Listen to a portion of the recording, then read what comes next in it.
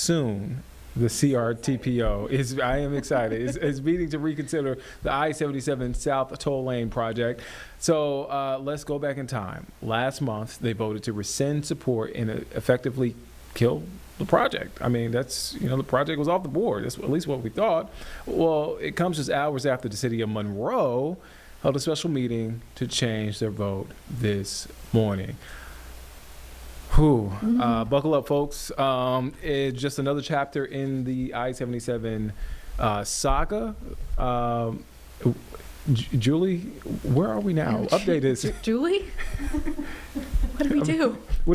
I don't know. I sound so concerned, but I mean, it's just, we spoke with Walker yesterday about it. We're here today. We had the Monroe meeting. What came from this meeting?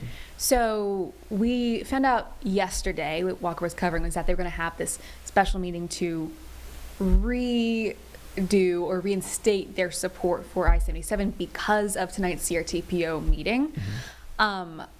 This is all kind of because of the backdrop of that legislation I covered last week that had been drafted. It has not been formally proposed, just to be clear. It was discussed today, but not formally proposed as a part of any bill.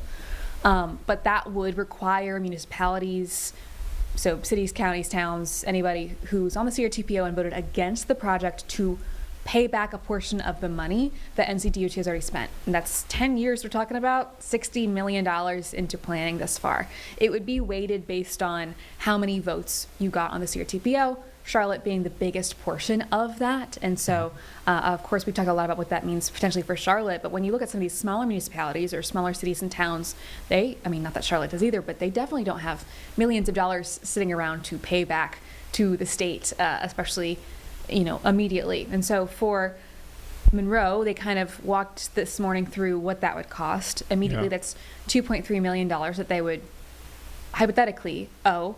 The mayor did also warn that could go up if they started to include in the $60 million an additional, we're talking about time spent, salaries for people who worked on this, that could go up if they wanted to do that. It also means, withholding some funding, which when we're thinking about projects in Monroe specifically, that could be $100 million in road projects. That could be the $30 million that they've requested for improvements to the airport. And so you can see how that could spiral when we talk about every single municipality and group that was a part of the CRTPO for just, halting transit projects for a while. And so it's a big deal. And, there's an argument too, this is a punishment, like directly to Charlotte, Mecklenburg County, and the surrounding areas. And do we want to govern via fear and punishment? There is that element. That's something that some of the council members brought up. But, a lot of them said it just comes down to, we can't have this. We have to protect the people of Monroe, and this, with this amendment potentially passing, is not good for us. So. A lot of moving parts in this story, a lot of moving parts.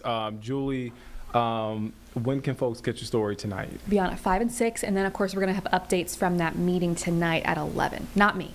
Someone else will. Someone else will. Julie Kay, covering all things politics and road travel. And all of it. All of it. Julie, thank you for stopping here in studio.